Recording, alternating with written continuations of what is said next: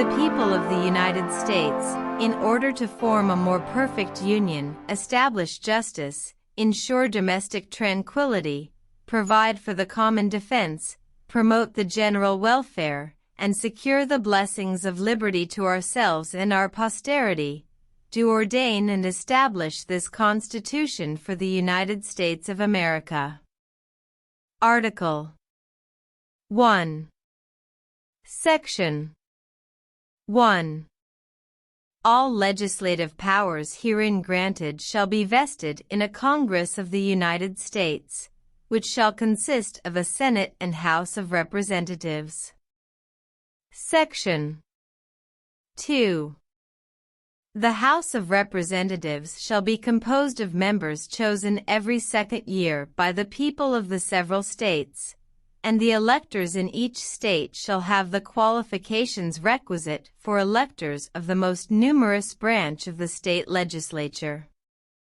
No person shall be a representative who shall not have attained to the age of 25 years, and been 7 years a citizen of the United States, and who shall not, when elected, be an inhabitant of that state in which he shall be chosen. Representatives and direct taxes shall be apportioned among the several states which may be included within this Union, according to their respective numbers, which shall be determined by adding to the whole number of free persons, including those bound to service for a term of years, and excluding Indians not taxed, 3/5 of all other persons. The actual enumeration shall be made within 3 years after the first meeting of the Congress of the United States, and within every subsequent term of 10 years, in such manner as they shall by law direct. The number of representatives shall not exceed 1 for every 30,000, but each state shall have at least 1 representative, and until such enumeration shall be made, the state of New Hampshire shall be entitled to choose 3, Massachusetts 8, Rhode Island and Providence Plantations 1, Connecticut 5, New York 6, New Jersey 4, Pennsylvania 8, Delaware 1, Maryland 6, Virginia 10, North Carolina 5, South Carolina 5, and Georgia 3. When vacancies happen in the representation from any state, the executive authority thereof shall issue writs of election to fill such vacancies. The House of Representatives shall choose their Speaker and other officers, and shall have the sole power of impeachment. Section 3. The Senate of the United States shall be composed of 2 senators from each state, chosen by the legislature thereof, for 6 years, and each senator shall have 1 vote. Immediately after they shall be assembled in consequence of the first election, they shall be divided as equally as may be into 3 classes. The seats of the senators of the first class shall be vacated at the expiration of the 2nd year, of the 2nd class at the expiration of the 4th year, and of the 3rd class at the expiration of the 6th year, so that 1/3 may be chosen every 2nd year, and if vacancies happen by resignation, or otherwise, during the recess of the legislature of any state, the executive thereof may make temporary appointments until the next meeting of the legislature, which shall then fill such vacancies. No person shall be a senator who shall not have attained to the age of 30 years, and been 9 years a citizen of the United States, and who shall not, when elected, be an inhabitant of that state for which he shall be chosen. The Vice President of the United States shall be President of the Senate, but shall have no vote, unless they be equally divided. The Senate shall choose their other officers, and also a President pro tempore, in the absence of the Vice President, or when he shall exercise the office of President of the United States. The Senate shall have the sole power to try all impeachments. When sitting for that purpose, they shall be on oath or affirmation. When the President of the United States is tried, the Chief Justice shall preside, and no person shall be convicted without the concurrence of 2/3 of the members present. Judgment in cases of impeachment shall not extend further than to removal from office, and disqualification to hold and enjoy any office of honor, trust, or profit under the United States, but the party convicted shall nevertheless be liable and subject to indictment, trial, judgment, and punishment, according to law. Section 4. The times, places, and manner of holding elections for senators and representatives shall be prescribed in each state by the legislature thereof, but the Congress may at any time by law make or alter such regulations, except as to the places of choosing senators. The Congress shall assemble at least once in every year, and such meeting shall be on the first Monday in December, unless they shall by law appoint a different day. Section 5. Each house shall be the judge of the elections, returns, and qualifications of its own members, and a majority of each shall constitute a quorum to do business, but a smaller number may adjourn from day to day, and may be authorized to compel the attendance of absent members, in such manner, and under such penalties as each house may provide. Each house may determine the rules of its proceedings, punish its members for disorderly behavior, and, with the concurrence of 2/3, expel a member. Each house shall keep a journal of its proceedings, and from time to time publish the same, excepting such parts as may in their judgment require secrecy, and the yeas and nays of the members of either house on any question shall, at the desire of 1/5 of those present, be entered on the journal. Neither house, during the session of Congress, shall, without the consent of the other, adjourn for more than 3 days, nor to any other place than that in which the two houses shall be sitting. Section 6. The senators and representatives shall receive a compensation for their services, to be ascertained by law, and paid out of the Treasury of the United States. They shall in all cases, except treason, felony, and breach of the peace, be privileged from arrest during their attendance at the session of their respective houses, and in going to and returning from the same, and for any speech or debate in either house, they shall not be questioned in any other place. No senator or representative shall, during the time for which he was elected, be appointed to any civil office under the authority of the United States, which shall have been created, or the emoluments whereof shall have been increased during such time, and no person holding any office under the United States shall be a member of either house during his continuance in office. Section 7. All bills for raising revenue shall originate in the House of Representatives, but the Senate may propose or concur with amendments as on other bills. Every bill which shall have passed the House of Representatives and the Senate shall, before it become a law, be presented to the President of the United States. If he approve, he shall sign it, but if not, he shall return it, with his objections to that House in which it shall have originated, who shall enter the objections at large on their journal, and proceed to reconsider it.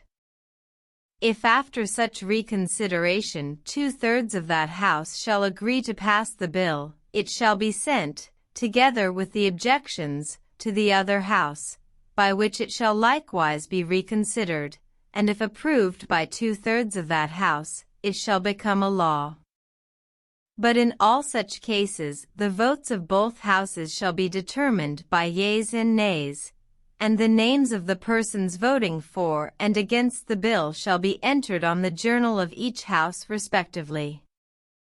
If any bill shall not be returned by the President within 10 days, Sundays excepted, after it shall have been presented to him, the same shall be a law, in like manner as if he had signed it, unless the Congress by their adjournment prevent its return, in which case it shall not be a law.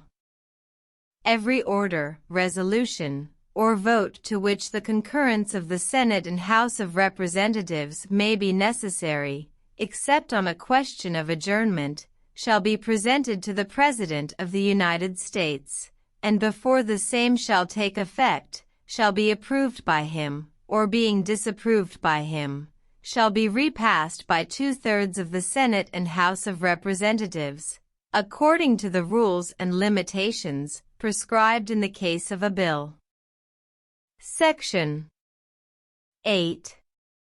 The Congress shall have power to lay and collect taxes, duties, imposts and excises, to pay the debts and provide for the common defense and general welfare of the United States, but all duties, imposts and excises shall be uniform throughout the United States. To borrow money on the credit of the United States.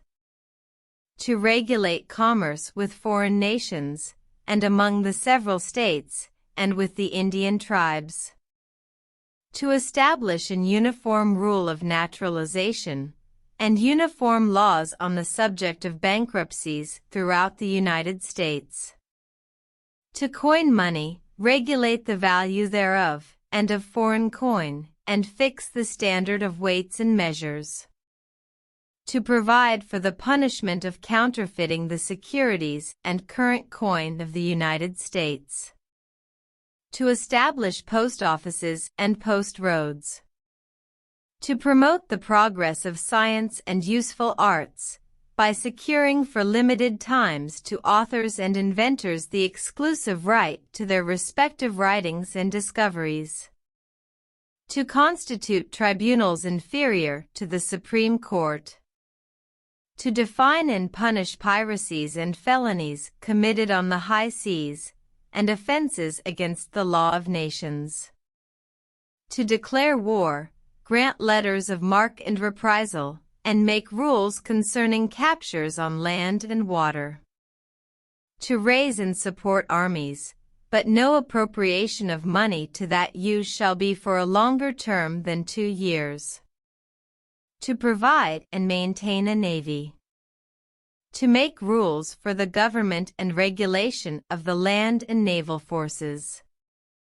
To provide for calling forth the militia to execute the laws of the Union, suppress insurrections, and repel invasions.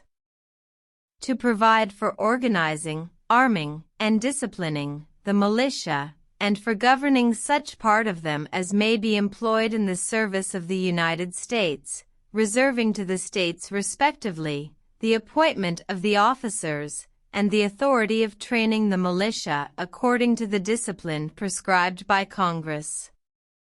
To exercise exclusive legislation in all cases whatsoever over such district, not exceeding 10 miles square, as may, by cession of particular states, and the acceptance of Congress, become the seat of the government of the United States, and to exercise like authority over all places purchased by the consent of the legislature of the state in which the same shall be, for the erection of forts, magazines, arsenals, dockyards, and other needful buildings, and to make all laws which shall be necessary and proper for carrying into execution the foregoing powers, and all other powers vested by this Constitution in the government of the United States, or in any department or officer thereof. Section 9. The migration or importation of such persons as any of the states now existing shall think proper to admit, shall not be prohibited by the Congress prior to the year 1808, but a tax or duty may be imposed on such importation, not exceeding $10 for each person. The privilege of the writ of habeas corpus shall not be suspended, unless when in cases of rebellion or invasion the public safety may require it. No bill of attainder or ex post facto law shall be passed. No capitation or other direct tax shall be laid, unless in proportion to the census or enumeration herein before directed to be taken. No tax or duty shall be laid on articles exported from any state. No preference shall be given by any regulation of commerce or revenue to the ports of one state over those of another, nor shall vessels bound to, or from, one state, be obliged to enter, clear, or pay duties in another. No money shall be drawn from the treasury, but in consequence of appropriations made by law, and a regular statement and account of the receipts and expenditures of all public money shall be published from time to time.